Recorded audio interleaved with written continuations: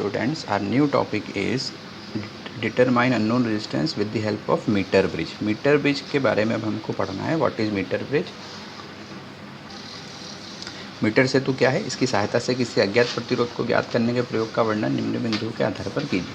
Metre सेतु क्या है? What is metre bridge? Metre bridge is a device which based on Wheatstone bridge. Wheatstone bridge पर आधारित एक उपकरण है which is use to find unknown resistance, जिसका उपयोग किसी अज्ञात प्रतिरोध को ज्ञात करने में किया है. What is the principle of Wheatstone bridge?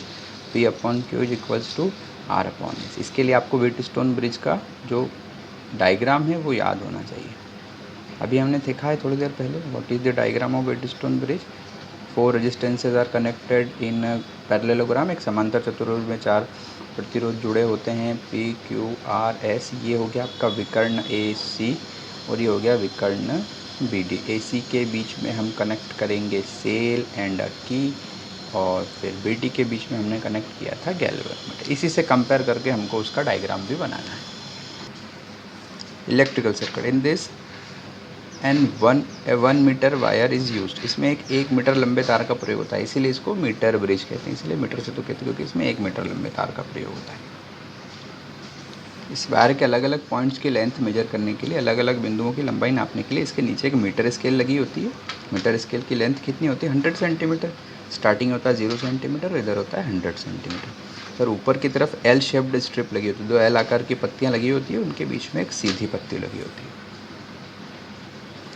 इस तरह से इन एल शेप्ड स्ट्रिप पर और स्ट्रेट स्ट्रिप पर एक स्क्रू यहाँ, एक यहाँ, एक यहाँ, एक यहाँ और एक यहाँ, 4-5 स्क्रू होते हैं.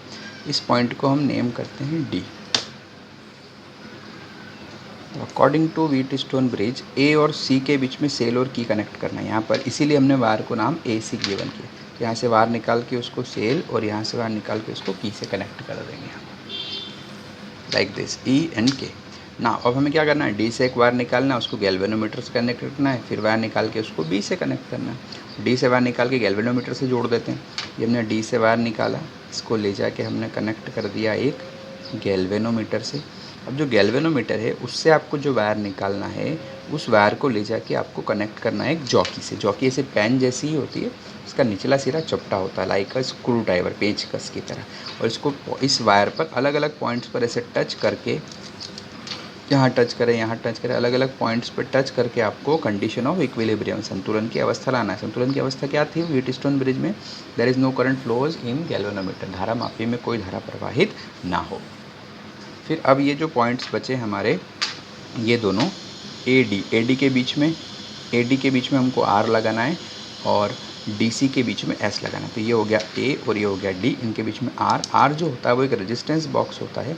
इसमें अलग अलग रेजिस्टेंसेस होते हैं और वो हमको पता होते हैं कि उनकी वैल्यूज़ कितनी है, इसलिए इसको रेजिस्टेंस बॉक्स जो है इसको नोन रेजिस्टेंस कहा जाता है. और अननोन रेजिस्टेंस जिसकी वैल्यू आपको फाइंड करना है वो इधर कनेक्ट करना है आपको D और C के बीच में. इस स्क्रू को हम नाम दे देते हैं M, इसको नाम दे देते हैं N, इस स्क्रू को हमने नाम दे दिया X और इसको नाम दे दिया Y. तो एक्स वाई के बीच में हमने अननोन रेजिस्टेंस S कनेक्ट कर दिया, MN के बीच में हमने अननोन रेजिस्टेंस R कनेक्ट कर दिया, जो कि इस वायर के जिस पॉइंट पर टच करेगा उस पॉइंट को हम नेम देंगे B. तो देखो ये AB पोर्शन हो गया, ये अपना AB portion. Suppose the distance of this point B from A से इसकी डिस्टेंस हमने सपोज कर ली L सेंटीमीटर. कुछ भी हो सकती है, 2 सेंटीमीटर, 25 सेंटीमीटर, 58 सेंटीमीटर, कुछ भी हो सकती है.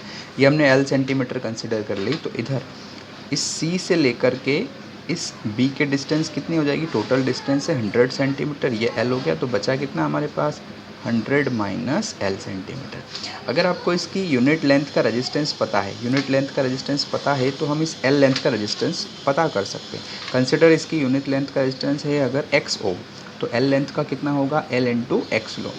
अगर इसकी एकांक लंबाई का प्रतिरोध पता है, तार की लंबाई 1 मीटर है, एकांक लंबाई का प्रतिरोध पता है, तो उसमें हम लंबाई का गुणा करके L लंबाई का प्रतिरोध पता कर सकते हैं. तो AB भाग का प्रतिरोध हो जाएगा अपना LX और BC भाग का प्रतिरोध हो जाएगा 100 माइनस L इंटू X. ये अपना इलेक्ट्रिकल सर्किट हो गया. अब हम सेकेंड पॉइंट की तरफ जाते हैं, formula.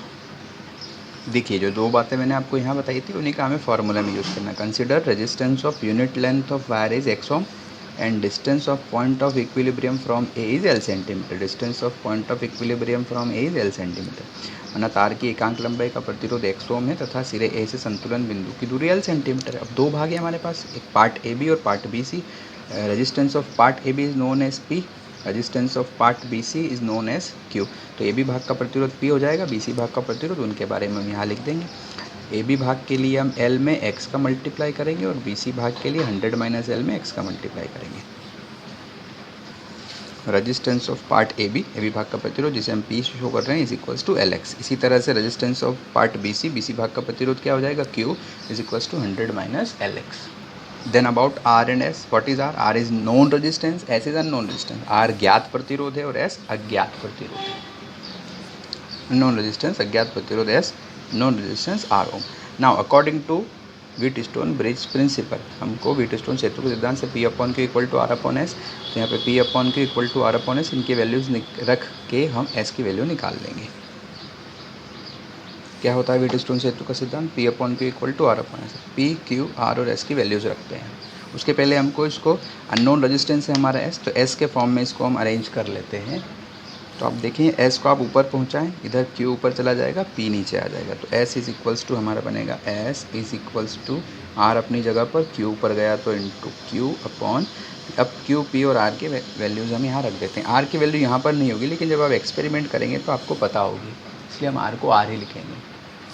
S equals to R को R ही लिखा. Value of Q 100 minus LX, value of P LX, X से X कैंसिल हो जाएगा, जो बचा वो हमारा फाइनल फार्मूला होगा. तो वो S is equals to R into 100 minus L upon L.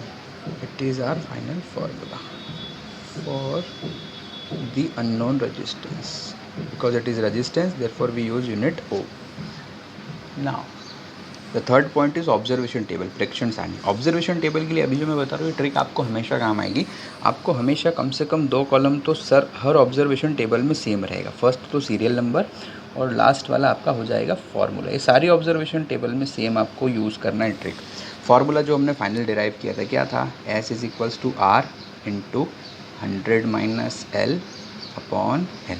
ये फर्स्ट कॉलम हमारा हुआ सीरियल नंबर और ये लास्ट कॉलम हमारा हुआ फार्मूला. ये हर एक्सपेरिमेंट में आपको इस तरह से टेबल आप बना सकते हैं. उसके बाद बीच वाले जो कॉलम्स हैं, बीच वाले कॉलम्स के लिए हम इस फार्मूले का यूज़ करेंगे. How much physical quantities are there in RHS. इसके RHS में कितनी फिजिकल क्वांटिटीज़ हैं? एक तो R है, एक 100 माइनस L और एक है. मतलब बीच में हमको कितने कॉलम्स बनाना है? 3 कॉलम्स. ये देखो 1 2 3, 3 कॉलम्स बना लिए. अगर यहाँ पर 2 फिजिकल RHS में देखना 2 फिजिकल क्वांटिटी होती है तो 2 कॉलम बनाते हैं, 4 होती है तो 4 बनाते हैं, 3 है तो 3 बनाए. अब 3 कौन कौन सी? एक तो R है, एक 100 माइनस L और एक L है. फर्स्ट कॉलम में हम लिख देंगे R. सेकंड में आप 100 माइनस L नहीं लिखेंगे. ये थोड़ा कॉमन सेंस वाली बात है कि पहले L हमको पता होगा तभी 100 माइनस L फाइंड कर सकते हो. तो सेकंड में हम L लिखेंगे और थर्ड में 100 माइनस L लिखेंगे और फिर उनके नाम लिखेंगे. First is R unit of R ohm, it is known resistance, ज्ञात प्रतिरोध लिख दिया. फिर L का नाम हम अभी थोड़ी देर पहले लिख चुके थे, वो पूरा आपको same. What was the name of L? Distance of point of equilibrium from A, सिरे A से संतुलन बिंदु की दूरी. ये पूरा आपको वहाँ लिखना है ऐसा L के लिए. Distance of point of equilibrium from A से संतुलन बिंदु की दूरी. और लास्ट हमारा आ जाएगा 100 माइनस L सेंटीमीटर. ये आपकी ऑब्जर्वेशन टेबल. सारी ऑब्जर्वेशन टेबल्स हम इसी तरह से बनाएंगे. हाउ मच रीडिंग 1 2 3 4 5 रीडिंग्स लेते हैं, फिर उसका मीन एवरेज फाइंड कर लेते हैं और वो हमारी फाइनल वैल्यू हो जाती है. Okay, now the last point is precautions. सावधानी. प्रिकॉशन से all plugs and screws must be tighten. सभी अच्छे से टाइट होना चाहिए. टाइट नहीं होंगे तो करंट प्रॉपरली फ्लो नहीं होगा. सभी पेच अच्छी तरह कसे होना चाहिए. Current only flow when observation are taken. जब आपको ऑब्जर्वेशन लेना हो तभी करंट फ्लो करें, अदरवाइज स्विच ऑफ रखें. धारा तभी प्रोवाइड करें जब प्रेक्षण लेना हो. Do not rub jockey on wire. Jockey को तार पर रगड़ना नहीं, क्योंकि अगर जॉकी को हम तार पर रगड़ेंगे तो वो घिसेगा तो उसका क्रॉस सेक्शन अनुप्रस्थ काट वो पतला हो जाएगा. और हमको उसका क्रॉस सेक्शन एरिया यानी कि वैल्यू ऑफ A, जो उसका क्रॉस सेक्शन एरिया रहेगा वो कांस्टेंट रखना, वो चेंज नहीं होना चाहिए. तो ये हमारा पूरा मीटर ब्रिज का एक्सपेरिमेंट हुआ. मीटर ब्रिज के डेफिनेशन में आपको क्या लिखना है? ये आपको फर्स्ट में ही लिखना है, हम यहाँ पर लिखना भूल गए. Metre bridge is a device which is used to find unknown resistance because the length of this device is 1 meter, therefore it is called meter bridge. Meter bridge is based on principle of Wheatstone bridge. Metre सेतु एक ऐसा उपकरण है जो Wheatstone सेतु के सिद्धांत पर आधारित है।